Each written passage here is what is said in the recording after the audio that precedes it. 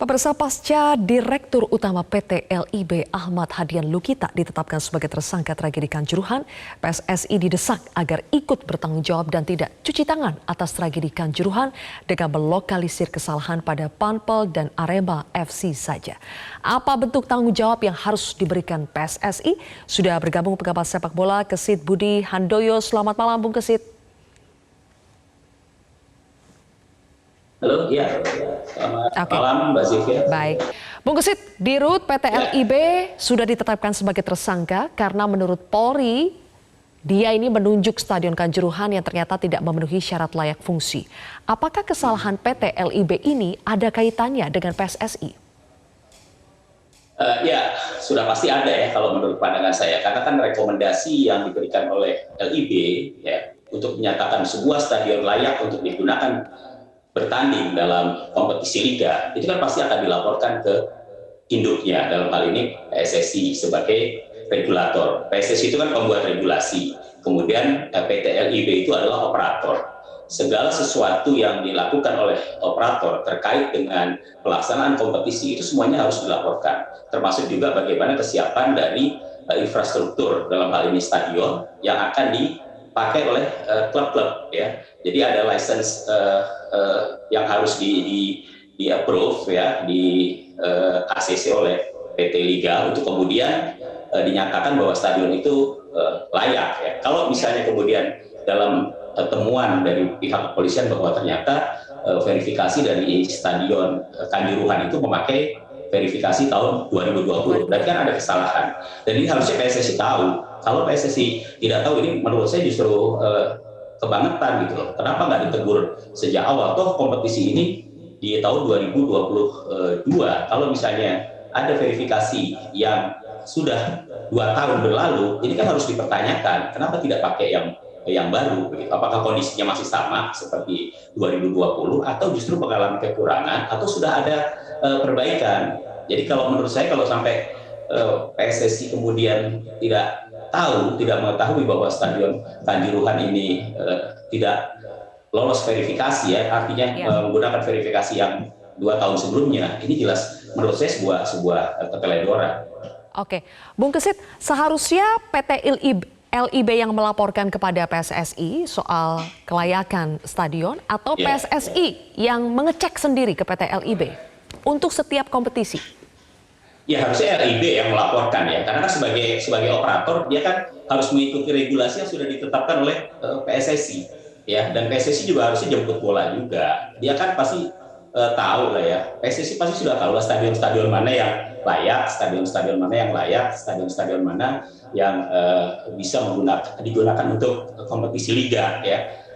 Kalau nggak salah stadion Kanjuruhan ini juga masuk gitu ya, dalam artinya secara klasifikasi mereka memenuhi ya, tapi kan faktanya setelah kejadian ini baru ketahuan ternyata verifikasi itu dilakukan atau menggunakan dari verifikasi tahun 2020. Ini menurut keterangan dari yang kemarin dijelaskan oleh Bapak Kapolri ya, bahwa verifikasi itu digunakan verifikasi tahun 2020. Padahal setiap kali akan melaksanakan kompetisi itu harus tetap dilakukan pemberian lisensi lagi untuk dinyatakan apakah klub tersebut bisa mengikuti kompetisi, dan salah satu persyaratannya adalah soal kelayakan dari stadion.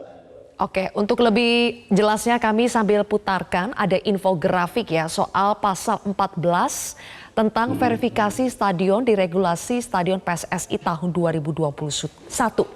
Di situ tertulis bahwa secara administrasi PSSI dapat melakukan verifikasi stadion yang digunakan oleh penyelenggara A saat sebelum dan selama kompetisi berlangsung. Berarti Bung Kesit, kalau pasalnya ada berarti kan jelas ya PSSI seharusnya ikut bertanggung jawab soal kelayakan Stadion Kanjuruhan. Betul, sangat-sangat jelas ya. Ini kan kalau misalnya di level yang lebih tinggi lah, kita kasih contoh atau saya kasih contoh. Ketika PSSI misalnya melakukan bidding ya untuk tuan rumah Piala Dunia aja lah, U20 yang nanti akan berlangsung tahun 2023. Itu kan semua stadion ditinjau dulu tuh oleh FIFA, ya kan. Ketika stadion itu dinyatakan belum layak, FIFA akan memberitahukan kepada PSSI, dan PSSI pasti akan melakukan perbaikan untuk memenuhi apa saja kekurangan yang harus dipenuhi, dan kemudian dilaporkan kembali kepada FIFA bahwa ini sudah loh, kemudian ditinjau lagi. Sebenarnya kan sederhana aja ya, termasuk juga ketika LIB akan melakukan pertandingan, menggelar kompetisi. Mereka melakukan pengamatan terhadap kelayakan stadion. Ketika belum dinyatakan layak, pasti dia akan memberikan laporan kepada klub. Ya, kemudian klub memberikan laporan lagi kepada LIB, ternyata sudah. Nah, hasil dari semua setelah final tentunya tugas dari PT LIB untuk memberikan laporan kepada PSSI, karena kan tanggung jawab dari seluruh regulasi itu kan PSSI.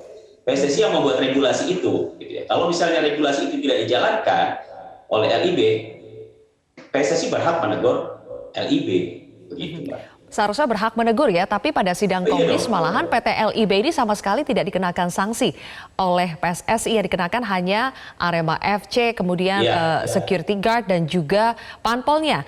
Nah, ada pernyataan dari Ketua Tim Investigasi PSSI, Bung Kesit, Ahmad Riyad, mengatakan ada aturan safety and security, panpel membebaskan PSSI dari segala tuntutan hukum, baik pidana maupun perdata atas kerusakan yang timbul dari pelaksanaan kegiatan.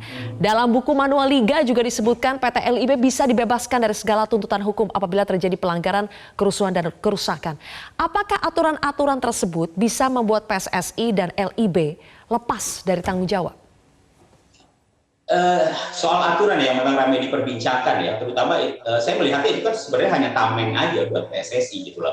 Seperti seolah-olah mereka lepas tanggung jawab ketika ada kejadian-kejadian seperti yang terjadi di Stadion Kanjuruhan, bahwa aturan itu dibuat oleh PSSI untuk membentengi dirinya supaya tidak ikut bertanggung jawab ketika terjadi chaos, terjadi kerusuhan dalam sebuah pertandingan liga, itu boleh-boleh saja ya, boleh-boleh saja, karena memang itu PSSI yang membuat regulasi itu. Tapi kalau kita bicara kemudian masalah tanggung jawab, ketika kasus ini kemudian sudah masuk ke dalam ranah pidana, ranah perdata, saya pikir pasal yang ditetapkan oleh PSSI bisa saja tidak dianggap gitu loh. Karena apa? Karena ini sudah masuk pada persoalan di mana ada kejadian, ada kelalaian yang menyebabkan orang lain mengalami kerugian, termasuk juga ada kelalaian yang menyebabkan orang lain terluka bahkan meninggal dunia. Ini kan sudah masuk ke ranah itu akhirnya gitu, bahwa PSSI membentengi dirinya dengan pasal itu, ya biarkan saja, artinya boleh-boleh saja mereka buat aturan seperti itu. Tapi kan ada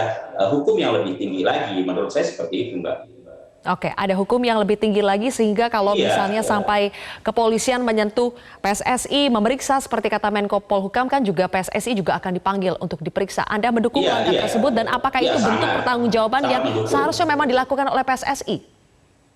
Iya, jadi saya pikir sebagai induk organisasi sepak bola ya di Indonesia, PSSI tetap harus ikut memikul tanggung jawab ini. Ya, bahwa LIB pada saat ini direktur utamanya sudah ditetapkan menjadi tersangka. Bahkan kepolisian pun yang selama ini disebut-sebut dianggap sebagai pihak yang melepaskan gas air mata di stadion, toh juga sudah mengambil langkah dengan mentersangkakan anggota-anggotanya. Ya, LIB sudah. Ya, saya pikir seperti apa yang disampaikan oleh Bapak Kapolri bahwa kemungkinan tersangka ini akan bertambah, itu kan sangat mungkin, karena kan penyidikan masih berlangsung. Ini juga ada penyidikan yang nanti dilakukan oleh tim independen ya, gabungan pencari fakta yang dibentuk oleh pemerintah, dalam hal ini Menko Polhukam. Tentu juga nanti ini akan menjadi satu masukan yang sangat penting juga untuk bagaimana kemudian menindaklanjuti dan mencari jawaban dari siapa sebenarnya yang paling bertanggung jawab dalam kejadian atau tragedi di Kanjuruhan. Baik, oke, terima kasih Bung Kesit Budi Handoyo telah bergabung bersama kami di Prime Time News hari ini.